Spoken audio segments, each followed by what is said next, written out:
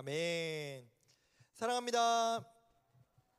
네, 사랑합니다. 여러분, 여기가 좀 뭔가 폭탄 맞은 듯이 뻥 뚫린 좀 그런 상황이 있네요. 여러분 시험 때문에 준비하고 또 공부하느라 고생 많죠. 여러분 힘내시고 또 이 시험도 다 지나가는 하나의 과정이니 여러분 거기에 너무 매여서 그것에 모든 걸 사로잡혀 살아가지 마시고 여러분 우리의 신앙이 우리 하나님을 향한 그 마음이 성적과 시험 때문에 굴복하고 패배하는 우리의 모습이 없었으면 좋겠습니다. 여러분 최근까지 뉴스에 헌법 또는 헌법재판소와 같은 기사들 그런 이야기들이 많이 나오는 것을 여러분 많이 보셨을 겁니다. 국가 통치의 기본 원리이자 가장 근본이 되는 가장 상위법을 헌법이라고 합니다. 그러니까 한 나라에 있어서 이 헌법이라는 것은 가장 중요한 기초가 되고 기준이 되는 가장 중요한 법이에요. 이 헌법은 누구도 마음대로 어길 수가 없습니다. 심지어 대통령이라도 이 헌법을 꼭 지켜야만 하는 것이 이 나라의 가장 중요한 법이죠. 그래서 우리나라를 이 대한민국을 처음에 설립하면서 지금은 쉬지 않는데 원래는 7월 17일 제헌절이라고 하는 헌법이 제정된 날도 원래는 공휴일이었거든요. 그만큼 원래 중요한 날인 건데 이 헌법을 제정하신 분들은 대한민국이 앞으로 이런 나라가 되어야 한다라고 하는 마음과 이상을 가지고 이 헌법을 제정하고 공동의 합의에 따라서 이제 만들었는데 이 헌법 전문에 보면은 모든 걸 읽기에는 너무 길고요. 일부를 보면은 이런 구절이 있습니다. 제가 일부를 떼왔는데요. 함께 볼게요. 안으로는 국민 생활의 균등한 향상을 기하고 밖으로는 항구적인 세계 평화와 인류 공용에 이바지함으로써 우리들과 우리들의 자손의 안정과 자유와 행복을 영원히 확보할 것을 다짐한다라고 명시하고 있습니다. 그러니까 여러분 우리가 생각하기에 법이라는 것은 되게 딱딱하고 차갑고 되게 뭔가 나를 억압하고 나를 뭔가 마음대로 살지 못하게 만드는 무엇인가 장치라고 생각할 수 있지만 원래 법이라는 것이 만들어질 때는 규칙이라는 것이 만들어질 때는 누군가를 억압하고 누군가를 통제하고 누군가를 마음대로 하기 위해서가 아니라 모든 공동체와 그것에 속한 사람들이 함께 행복하고 함께 이상을 향해 걸어갈 수 있도록 만들어진 게 법이라는 겁니다. 여러분 그렇죠. 법이 있으면 내 마음대로 하는 것이 제약이 있을 수밖에 없습니다. 그러나 법이 없이 살아간다면 규칙이라는 게 없다면 어떤 일이 벌어질까요? 무법천지가 될 겁니다. 사람들이 다 내 마음대로 할 거야, 내 욕심대로 할 거야, 내 뜻대로 할 거야 라고 한다면은 여러분 완전히 서로에 대한 배려도 없고 서로를 조심하지도 않고 그냥 내 마음대로 하면서 상대방에게 피해를 줄 수밖에 없는 게 여러분 사실 우리 인간의 본성이 있지 않습니까? 내 마음대로 한다는 게. 여러분 이미 이런 것들은 우리는 쉽게 발견할 수 있어요. 언제 발견합니까? 만약에 나라가 그 군사력과 경찰력 같은 어떤 법적인 통제력을 잃은 순간 모든 나라들이 어떤 일들이 벌어집니까? 폭동이 일어나고 약탈이 벌어지고 막 슈퍼마켓이나 뭐 마트 같은 데 사람들이 막 가가지고 무단으로 막 그 물건들 가지고 나오는 일들이 여러분 후진국에만 일어납니까? 아니요. 얼마 전에 미국에서도 있었는데요. 네, 선진국이라고 말하는 미국에서도 있었고 후진국에서 일어나는 게 인간 사회의 당연한 모습인 거예요. 규칙이 없어지고 나를 법으로 또는 경찰력으로 나를 통제할 게 없어지면은 저거 내가 갖고 싶은데 내가 가질래. 돈 안 내고 내가 갖고 싶어. 저 사람 내가 때리고 싶은데 어차피 저 사람을 때려도 나를 누군가 통제할 사람이 없으니 난 폭력을 가하겠어라고 하는 일들이 수없이 발생할 거다라는 겁니다. 이처럼 법이라는 것은 어렵죠. 저도 법을 잘 알지 않습니다. 못합니다. 그렇지만 법이라는 것은 한 교회 안에서 또는 가정 안에서 또는 이 공동체 안에서 한 나라 안에서 함께 행복할 수 있게 함께 고통받지 않게 함께 이상을 향해 날아갈 수 있는 중요한 규칙이라는 겁니다. 세상의 법도 그러한데 하나님께서는 하나님의 백성들에게도 이 법이라는 것을 주시기를 원하셨습니다. 왜일까요? 왜 하나님은 하나님의 백성들에게 이 법을 주셨을까요? 여러분, 우리는 계속해서 출애굽기 내용을 보고 있어요. 여러분, 이 출애굽, 이집트에서 밖으로 나온 이 이스라엘 백성들은 원래 수백 년 동안 누구의 백성으로 살고 있었습니까? 어느 나라의 백성? 이집트의 백성으로 살고 있었죠. 그렇죠?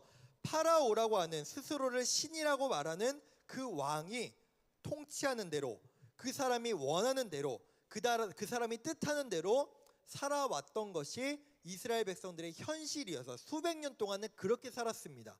그래서 무엇을 했습니까? 그 파라오들의 무덤을 짓기 위해, 피라미드를 짓기 위해 그 노동력이 동원되기도 했고요. 심지어 그들이 세력이 불어난다고, 그들이 불어나가지고 이스라엘 백성들, 히브리 백성들이 늘어나가지고 이집트의 반역을 일으킬 것을 겁내서 어떤 일까지 합니까? 이스라엘 백성들이 낳은 남자 아이들을 강제로 살해하기도까지 했어요. 이게 이집트의 법이었다고요. 이집트의 권력을 유지하기 위해서 그냥 무단히 희생해야 됐던 것이 이스라엘 백성들의 모습이었습니다. 근데 그들이 어떤 모습이 가득했어요? 지난주에 말씀 나눴죠? 어떤 말씀이었습니까? 하나님께서 그들을 구출해내시고 구원해내셨음에도 불구하고 이집트 군대가 뒤에서 쫓아오자 그들은 어떻게 합니까? 우리는 차라리 이집트의 노예로 사는 게 더 낫다 라고 모세에게 말하고 하나님을 원망하는 모습을 보여요. 그러니까 이 사람들은 이집트를 나왔지만 여전히 이집트의 법과 이집트의 통치와 이집트의 그 사상 아래서 벗어나지를 못한 겁니다. 그럼 하나님은 어떻게 하셔야 됩니까? 나는 이 사람들을 내 백성으로 만들기를 원한다. 내 나라, 하나님 나라의 사람들로 세우기를 원한다 라고 하면은 이제 더 이상 이집트의 통치, 이집트의 법, 이집트의 영향력이 아니라 하나님의 통치, 하나님의 법, 하나님 나라의 사람들로 살아가도록 하나님께서 하나님 나라의 헌법을 그들에게 주신 것이죠. 그래서 그것이 무엇이냐? 바로 우리가 많이 들어본 율법이라는 하나님의 법입니다. 여러분, 율법 하면은 뭔가 이것도 되게 딱딱하게 보입니다.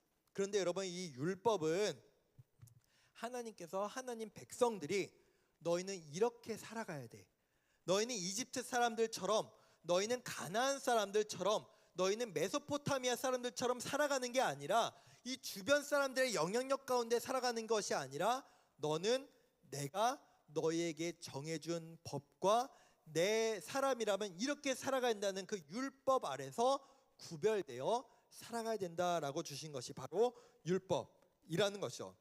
그래서 오늘 본문을 보시면은 이제 이 이스라엘 백성들이 이집트로부터 완전히 영향력에서 이제 벗어났습니다. 벗어나고 나서 하나님께서 이 시내 산이라고 하는 산에 이르렀을 때 모세를 부르세요.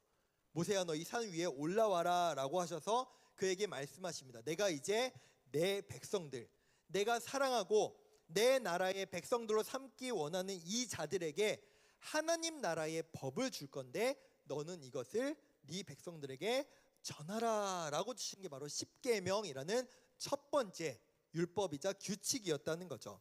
여러분, 아마 주일학교 다닌 친구들은 이 십계명에 대해서 들어봤을 겁니다.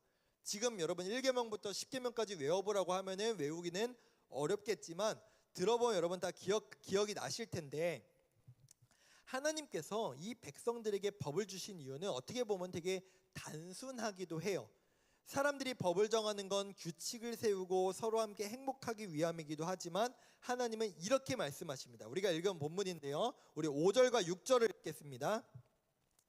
세계가 다 내게 속하였나니 너희가 내 말을 잘 듣고 내 언약, 이게 법이에요. 하나님이 정해진 법, 그러니까 서로의 약속을 지키면, 내가 너에게 법을 주고 너는 나에게 이걸 지키면 너희는 모든 민족 중에서 내 소유가 되겠고 너희가 내게 대하여 제사장 나라가 되며 거룩한 백성이 되리라.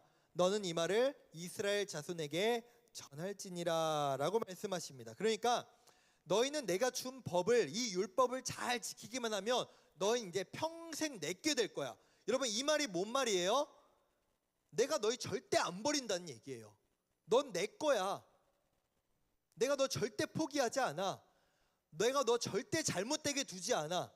내가 절대 너 잘못된 길로 가도록 내버려 두지 않아 라고 하는 게 이 하나님의 다짐이자 약속이었던 거예요. 너 이것만 지키면 돼. 그럼 내가 너희 절대 포기하지 않는다.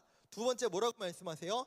제사장 나라가 된다고 말씀하세요. 이 말은 무엇이냐면, 여러분, 제사장이라는 사람은 뭘 하는 사람들이냐면은 하나님과 사람들을 연결해 주는 역할을 합니다. 무슨 말인지 아시겠죠?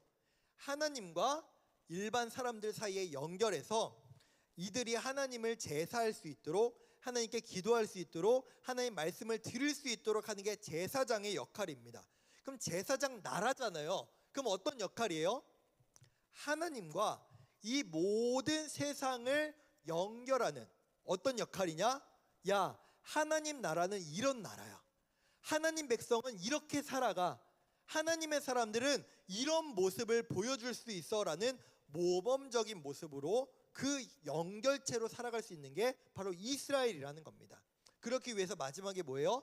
거룩한 백성. 여러분, 거룩하다, 영어는 홀리라고 하죠. 여러분, 이거는 남들 앞에서 깨끗한 척하고 뭐 남들 앞에서 잘난 척하고 이런 의미가 아니라 구별되었다라는 의미예요. 구별되었다. 너희는 특별해. 너희는 달라. 남들은 다 똑같이 이렇게 살아가도 너희는 다른, 너희는 특별한 내 백성이다라고 하는 것을 하나님이 지금 찍어주신 거예요. 너희는 나에게 특별하다. 너희는 내 거다라고 말씀하신 거예요.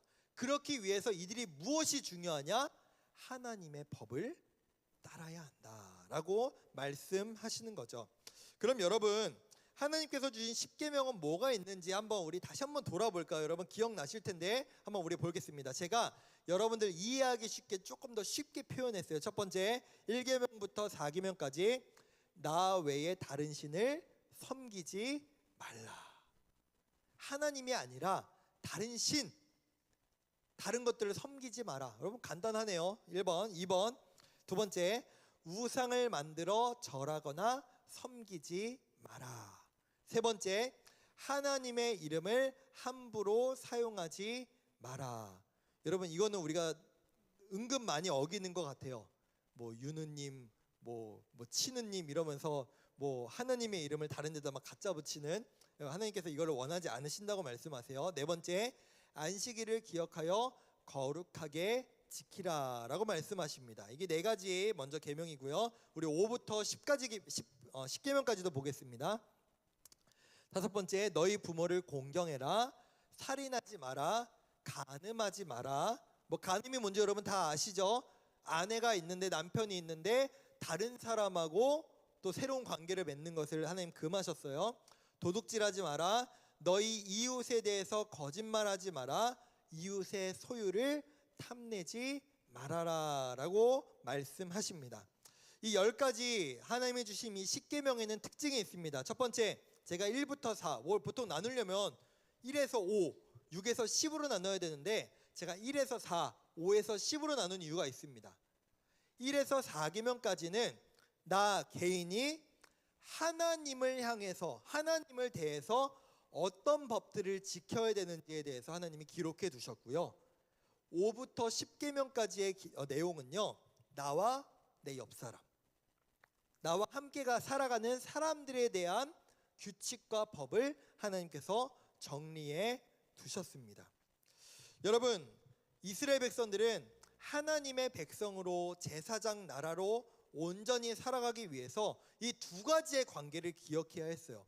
여러분, 하나님은요, 일방적으로 야, 하나님의 백성이 되려면 나 하나님을 잘 섬겨야 돼, 다른 건 필요 없어 라고 말씀하신 게 아니에요. 하나님과의 관계도 중요하다고 말씀하시고, 그뿐만이 아니라 하나님 나라의 백성들에게 있어서 가장 중요한 것은 또 무엇이냐? 너 옆 사람과 잘 지내는 거야. 너 옆 사람과 함께 공존하는 거야. 그 사람을 섬기는 거야 라고 말씀하셨어요. 이게 하나님의 나라에 하나님이 원하시는 모습이라는 것입니다. 여러분, 과거에는 나 하나만 잘 지내는 것이 더 중요한 때였죠. 근데 하나님은 그렇게 말씀하지 않으셨다는 겁니다. 그래서 여러분이 하나님의 율법 안에는 어떤 가르침이 담겨 있느냐, 한 가지로 짜보면 예수님이 전하신 내용과 똑같아요. 사랑이죠. 하나님을 사랑하고 내 이웃을 사랑하라. 이것이 바로 하나님 나라의 백성들이 지켜야 될 가장 중요한 원칙이자 법이었다라는 겁니다. 그러니까 여러분, 중요한 말을 제가 여러 개 드린 겁니다. 하나님께서 우리에게 율법을 주시고 하나님께서 십계명을 주신 이유는 너 단순히 이 법을 잘 지켜라는 것이 아니라 이 안에 담겨 있는 내 마음을 알아야 된다. 내 마음을 알아야 된다. 나는 너희가 잘 살아가기를 원해. 난 너희가 행복하기를 원해. 나는 너희가 세상의 노예가 아니라 나의 백성으로서, 나의 자녀로서 살아가기를 원해. 그런 하나님의 마음이 있었는데요. 처음에 이 율법을 받았던 이스라엘 백성들은 이 율법을 너무너무 소중하게 여겼어요. 그리고 이 율법을 잘 지키기 위해서 너무나 애썼거든요. 근데 이후에 어떤 문제가 발생하느냐, 이 율법이 이들에게 올무가 되어버리고 맙니다. 어떤 올무요? 여러분, 사람이 살아가다 보면은 법을 다 지키며 살 수 있습니까? 아닐 때가 있죠. 못 지킬 때가 있죠. 사람이 그럴 수 있는 거 아닙니까? 근데 이것에 대해서 사람들이 어떻게 하기 시작하냐, 너 법 안 지켰어? 너 이제 천국 못 간다. 너 이제 하나님이 저주 내린다. 너 저따구로 살아가면은 너 하나님이 너 사랑하시겠냐? 이렇게 사람들이 생각하기 시작했다고요. 그래서 이스라엘 백성들이 예수님 시대에 이르기까지 이 율법을 어떻게 대했느냐, 이거 지켜야 돼, 이거 행동해야 돼. 근데 또 어떻게 변질돼요? 이거 지키기만 하면 되는 거 아니야? 이거 어떻게든 그냥 해내기만 하면 되는 거 아니야? 하나님이 빠졌어요. 하나님이 없어지기 시작했어요. 이 법에 하나님이 말씀하신 사랑이 없어지기 시작했어요. 예를 들어 이런 겁니다. 여러분, 예수님에게 실제로 바리새인들이 와가지고 이런 질문을 해요. 예수님, 여러분 율법에 보시면 안식일을 거룩히 지키라고 나와 있잖아요. 일하지 말라는 거예요. 만약에 안식일에 누가 물에 빠졌어요. 그럼 구해줘요, 말아요? 이런 질문. 여러분, 율법을 진짜 지킬 사람들은 나는 일하면 안 되니까, 나 하나님의 법을 지키는 게 더 중요하니까 나는 저 사람을 살려줄 수 없어, 이렇게 대답했다니까. 사랑이 빠졌다고요. 이뿐만이 아니에요. 여러분, 율법에는 이런 게 있습니다. 하나님에게 드려야 되는 헌금 있죠. 헌금을 따로 떼내야 되는 고르반이라고 하는 그 율법이 있었거든요. 전통이 있었습니다. 근데 사람들이 이걸 어떻게 사용하는지 아십니까?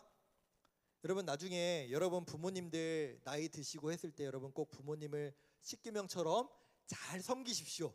경제적으로도 잘 챙기십시오.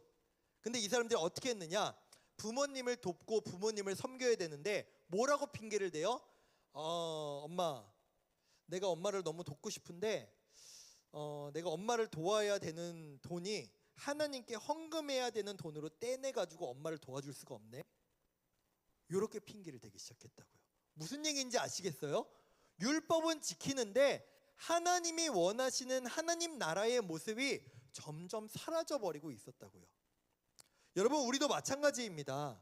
하나님께서 우리에게 율법을 주신 이유, 첫 번째, 너희는 세상의 법을 따라 살아가는 자들이 아니라 내 나라의 법을 따라 살아가는 내 나라의 백성이 되어야 된다라고 하는 말씀으로, 그 생각으로 우리에게 이 율법을 주셨어요. 뿐만 아니라 이 안에 담겨 있는 하나님의 마음을 깨닫기를 원하셨어요. 나는 너희가 행복하기를 원한다. 나는 너희가 서로 사랑하기를 원한다. 나는 내가 너에게 원하는 모습대로, 하나님 나라면 여러분 어때야 돼요? 이상적이어야 되지 않습니까? 세상과는 달라야 되지 않습니까? 그것대로 너희가 살아가기를 원해라고 하는 모습으로 우리에게 주신 이 법을 그 가르침에 따라, 그 이상에 따라 지키며 살아가기를 원하셨다라는 겁니다. 말씀을 맺겠습니다. 베드로도 신약에서 우리에게 이렇게 말합니다. 우리는 하나님의 택하신 족속이고 왕 같은 제사장이며 거룩한 나라이다. 우리는 단순히 하나님의 법을 지키기 때문에 하나님 나라의 백성이 아니라 이 세상 가운데, 우리의 가정 가운데, 우리의 학교 가운데, 우리의 학원과 또 우리의 일터에서 내가 세상 사람들과 똑같이 살아가는 게 아니라 나는 하나님의 사람이다. 나는 나에게 사랑을 허락하신 하나님의 사랑을, 예수님의 사랑을 내가 속한 모든 곳에 전하며 실천하며 살아가야 될 하나님의 제사장이다 라고 하는 것을 우리가 잊지 않았으면 좋겠습니다. 그리하여 우리 이번 한 주가 내가 생각하는 대로, 내 욕심대로, 내 판단대로 살아가는 게 아니라 이번 한 주 이 기억을 하시며 살아갔으면 좋겠습니다. 나는 하나님 백성이다. 나는 하나님의 제사장이다. 나는 하나님 나라의 그 하나님의 사랑을 세상에 전해야 될 목적이 있는 사람이다. 그렇게 우리의 가정에서, 우리의 학교에서, 내가 속한 모든 곳에서 하나님의 백성답게 살아갈 수 있는 우리 모두가 될 수 있기를 간절히 소망하고 축복합니다.